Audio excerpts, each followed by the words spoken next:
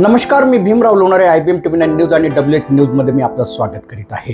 राज्यभर गाजत असलेल्या बोगस शालार्थ ID प्रकरणातील जे 5 अधिकारी आहेत त्यांना अटकपूर्व जामीन मिळालेला आहे आणि अटकपूर्व जामीन मिळवून देण्यामध्ये ज्या वकिलांचा सहभाग आहे ते वकील माझ्यासोबत आहेत. ॲडव्होकेट अनमोल गोस्वामी यांनी युक्तिवाद केला आणि त्यांना अटकपूर्व जामीन त्यांचा मंजूर केला. सर नमस्कार. नमस्कार. नेमकं काय कारण होतं की त्यांचा तुम्ही अटकपूर्व जामीन मंजूर केला? त्याचं कारण असं आहे की महाराष्ट्र शासनाने 9 एप्रिल 2025 रोजी एक आदेश काढला आहे. त्या आदेशामध्ये श्री निलेश वाघमारे अधीक्षक वेतन पथक यांना निलंबित केलं आहे आणि निलंबनाच्या सोबतच त्यांनी एक आदेश काढला. त्यामध्ये शिक्षणाधिकारी, माजी शिक्षणाधिकारी, संस्था चालक आणि शिक्षक यांच्यावर सुद्धा फौजदारी गुन्हा नोंदवण्याबाबत त्यांनी आदेश काढलेला आहे. आता सध्या सदर पोलीस स्टेशनमध्ये एक गुन्हा दाखल झालेला आहे. त्याच पद्धतीने सायबरमध्ये सुद्धा एक गुन्हा दाखल केलेला आहे. प्रत्येकांच्या आता जे उपसंचालक आहेत उल्हासजी नरड यांनासुद्धा सदर पोलीस स्टेशननी अटक केलेली आहे. पोलिसांचं हे अटक सत्र सुरू आहे. अशामध्ये शिक्षण विभागाचे अधिकारी जे हे थोडेसे धास्तावलेले आहेत, घाबरलेले आहेत आणि त्यांना असं वाटतं की कदाचित आम्हालासुद्धा अटक होऊ शकते. त्यामुळे आपण न्यायालयामध्ये एक अटकपूर्व जामीन अर्ज सादर केला. त्यावर सुनावणी झाली आणि न्यायालयाने आपल्याला तो अंतरिम जामीन काल मंजूर केला आहे. काय म्हणजे नेमकं काय युक्तिवाद केला तुम्ही या प्रकरणामध्ये? त्यांना मी एक प्रोसेस समजावून सांगितली न्यायालयाला प्रोसेस समजावून सांगताना सांगितलं की कोणताही एक व्यक्ती या प्रोसेसला जबाबदार नाही. यामध्ये मी थोडं विश्लेषण करून सांगू इच्छितो की कुठल्याही कर्मचाऱ्याची जेव्हा नियुक्ती होते किंवा कुठल्याही शिक्षकाची जेव्हा नियुक्ती होते तेव्हा सर्वप्रथम त्यांची संच मान्यता तपासली जाते. संच मान्यतेमध्ये पद बघितले जातात की या संस्थेमध्ये किंवा या शाळेमध्ये किती पद रिक्त आहेत. त्यानुसार संस्था चालक जे आहे हे जाहिरात देते. जाहिरात दिल्यानंतर त्यांच्या मुलाखती घेतल्या जातात. मुलाखती घेतल्यानंतर ते जे आहे प्रपोजल हे शिक्षणाधिकारी कार्यालयामध्ये सादर केलं जातं. शिक्षणाधिकारी कार्यालय जे आहे जर ते सगळं काही ओके असेल तर त्या शिक्षकाला अप्रुव्हल म्हणजेच मान्यता देते. मान्यता दिल्यानंतर संस्था चालक मुख्याध्यापक जो आहे त्याचा शालात IDचा प्रस्ताव शिक्षणाधिकारी कार्यालयात सादर करतो. शिक्षणाधिकारी शालात IDचा प्रस्ताव जो आहे उपसंचालक कार्यालयात सादर करते. उपसंचालक कार्यालयात सादर केल्यानंतर तिथे त्रिसदस्यीय समिती असते. ती स्क्रुटिनी करते आणि स्क्रुटिनी केल्यानंतर जर ठराव ओके असेल, सगळं बरोबर असेल तर उपसंचालक जे आहे त्यांना शालार्थ ID प्रदान करते. ती शालार्थ ID जी आहे परत संस्थेला, मुख्याध्यापकाला आणि वेतन अधीक्षक यांच्या लॉगिंग IDवर पाठवली जाते. त्यानुसार त्यांचं वेतन तयार होते. वेतन तयार झाल्यानंतर त्यांचं वेतन जे आहे म्हणजे देयक जे आहे ते सादर केलं जाते वेतन विभागात. वेतन विभाग ते बिल देयक जे आहेत ते शिक्षणाधिकारी कार्यालयात पाठवतात. शिक्षणाधिकाऱ्यांची स्वाक्षरी होते आणि त्यानंतर ट्रेझरीमध्ये जातं आणि ट्रेझरीमध्ये जाऊन त्यानंतर ज्या ज्या शिक्षकांचे वेतन असतात ते त्यांच्या बँकेमध्ये जातात आणि त्यांना ते वेतन अदा केलं जातं. त्यामुळं एक व्यक्ती यामध्ये जबाबदार आहे असं म्हणता येणार नाही.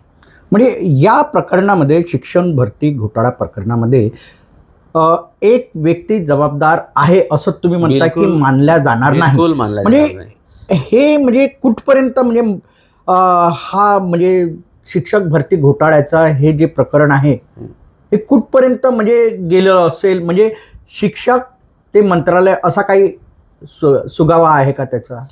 बघा, भ्रष्टाचार म्हटलं तर ही तळागाळाला लागलेली कीड आहे.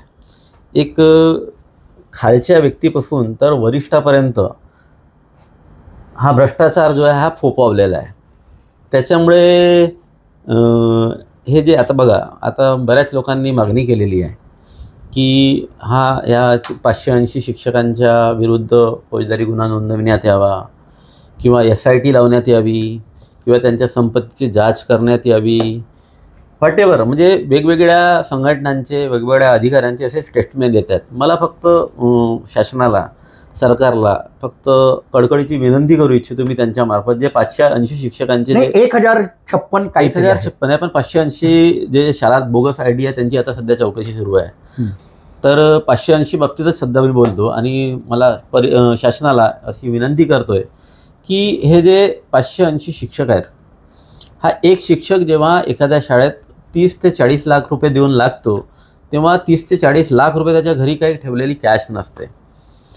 ते आपलं घर गहाण ठेवतात, कोणी आपली शेती विकतो, कोणी आपल्या घरचं सोनं विकतो, कोणाकडून व्याजाने पैसे आणतो, कुठून बँकेतून कर्ज काढतो आणि असं सगळं काढल्यानंतर ते संस्था चालकाला किंवा शिक्षणाधिकाऱ्याला किंवा उपसंचालकाला ते पैसे अदा करतात आणि त्या मोबदल्यात हे सुद्धा एक लाचच आहे ना. हे ऑब्व्हियसली भ्रष्टाचार जिकडे तिकडे सुरूच आहे आणि रेड कोडच झालेले आहेत आजकाल. त्याच्यामुळे मी याबद्दल म्हणणार नाही, पण यावर अंकुश लागायला हवा ना. अगदी बरोबर, अंकुश लागायला हवा. परंतु आता ज्या 580 परिवाराबद्दल बोलतो मी, त्या 580 शिक्षकाबद्दल बोलत नाही, तर एका शिक्षकाच्या पाठीशी 8 ते 10 परिवारातील सदस्य असतात. त्यांची पत्नी असते, त्यांचे मुलं असतात, त्यांचे आईबाबा असतात, सगळा संपूर्ण परिवार असतो. जर ह्या 580 शिक्षकांच्या जर का नोकऱ्या गेल्या तर संपूर्ण परिवाराला उपासमारीची पाळी, संपूर्ण परिवारावर उपासमारीची पाळी आहे. त्यामुळे शासनाने याकडे दखल घ्यावी. शासनाला कळकळीची विनंती आहे की यांच्या नोकऱ्या कशा वाचवता येतील, त्यांना काय प्रोटेक्शन देता येईल आणि पुढे भविष्यात अशा प्रकारचा भ्रष्टाचार होणार नाही याची काळजी शासनाने घ्यावी असं मला तरी वाटतं. आता शिक्षण भरती घोटाळ्यामध्ये शिक्षक तर अडकलेले आहेत, बरोबर, आणि काही शिक्षकांना पुन्हा आता अटक होण्याची संभावना आहे. अगदी बरोबर. त्यामध्ये शिक्षण म्हणजे शाळेचे संचालक सुद्धा त्या घोटाळ्यामध्ये आहेत. बरोबर. शाळा संचालक पैसे घेऊन शिक्षकांची भरती करतात. मी असं म्हणणार नाही. शाळा संचालक शिक्षकांची पैसे घेऊन भरती करतात, तर मग अशा संचालकांवरही कारवाई व्हायला हवी की नाही? एकच संचालक घेत नाही तर संपूर्ण महाराष्ट्रात काय संपूर्ण देशात ही प्रोसेस आहे. त्यामुळे ही जी प्रोसेस आहे हे पूर्वीपासून सुरू आहे आणि मला वाटते भविष्यातही सुरू राहील. त्यामुळे यावर कुठलंही वक्तव्य करणं मला योग्य राहणार नाही. तुम्ही एक ॲडव्होकेट आहात आणि या अगोदर शिक्षक होते. बरोबर. एका शाळेमध्ये तुम्ही शिक्षक सुद्धा होते आणि शिक्षक कसा असतो हे तुम्हाला माहिती आहे. अगदी बरोबर. आणि मेहनतीने तो शिक्षक बनतो. अगदी बरोबर. मग अशात जर असा घोटाळा जर झाला बरोबर तर त्या शिक्षकावर उपासमारीची पाळी येत आहे. बरोबर. आता त्यांना वाचवायचं आहे. बरोबर. काय उपाययोजना आहे? मी शासनाला ते विनंतीच करतोय. माझा हा संदेश जर शासनापर्यंत पोहोचला की त्या 580 परिवाराचे जे घर आहे ते उद्ध्वस्त होऊ नये, त्यांच्यावर उपासमारीची पाळी होऊ नये. जर त्यांची नोकरी गेली तर मला असं वाटतं की ते आत्महत्याच केल्याशिवाय त्यांना पर्याय उरणार नाही.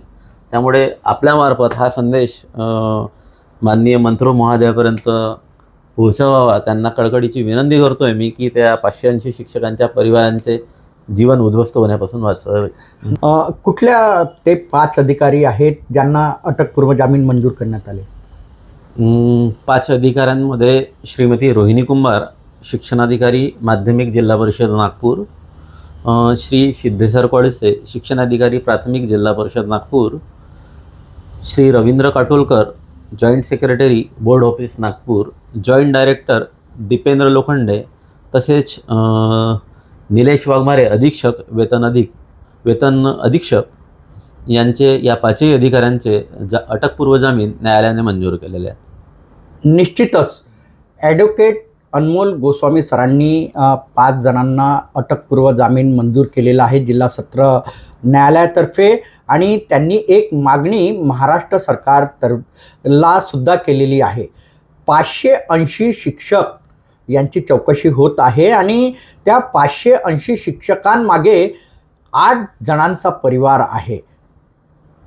जर त्या शिक्षकांचे वेतनमान पगार जर बंद झाला आणि ते जर शिक्षक पदावरून त्यांना निलंबित केलं तर त्यांच्यावर उपासमारीची पाळी येऊ शकते आणि आत्महत्यासुद्धा करू शकतात असं ॲडव्होकेट साहेबांनी सांगितलेलं आहे. म्हणून महाराष्ट्र सरकारने माननीय देवेंद्र फडणवीस मुख्यमंत्री यांनी, शालेय मंत्री यांनी या प्रकरणावर विचार करावा आणि जे 580 शिक्षकांवर जी कारवाई केली जात आहे त्यांच्यावर विचार करून त्यांना त्यांचे जे वेतन आहे त्यांना देण्यात यावं, त्यांचा पगार बंद करू नये अशी कडकडीची विनंती ॲडव्होकेट अनमोल गोस्वामी यांनी महाराष्ट्र सरकार यांना केली आहे.